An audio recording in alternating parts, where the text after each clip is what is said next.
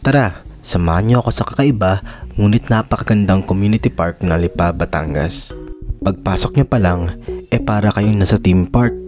Damang-dama niyo ang nature vibes at napakaganda ng concept niya. Dito mo talaga masasabi na napakaswerte ng mga taga-Lipa. Ang mga kabataan dito makakapag-ehersisyo nang walang iniisip na problema o iisiping bayad dahil libre nga lang talaga dito. Etong rope area pa lang nila, worth it na. Kaso medyo madaming bata naglalaro kaya hindi na ako sumingit.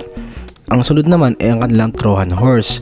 Sa Trojan Horse talaga namang nakaka-enjoy para kang pupunta sa haunted house pero hindi siya haunted house. Meron siyang mini hideout na pwede mong gamitin sa tagu-taguan at syempre pwede ka rin tumambay dito, magmuni-muni, and of course meron din silang slide na kahit sino pwede namang gumamit.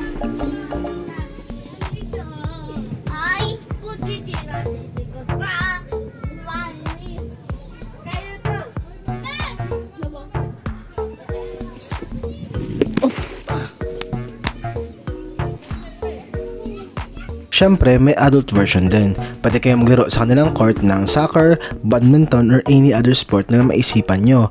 And of course, ang nakakamanga sa lahat is ang kanilang skate park area. Talaga namang nagustuhan ko to, kaya kahit hindi ako naka-proper attire, tumakbo at lumundag na din ako at nagpa-slide dito.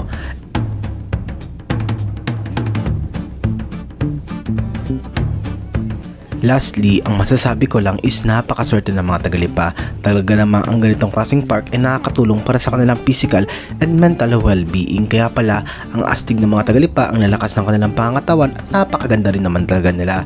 Kaya sana sa buong Pilipinas hindi lang puro mall, hindi lang puro subdivision. Sana may mga ganitong areas din na ginagawa para mag-enjoy ang ating mga kabataan, pati na rin ang ating mga teenagers and adults alike. So ayun lang, kung nagustuhan nyo ang video ko, please consider subscribing and liking my content. So see you for the next adventure. Salamat sa panonood!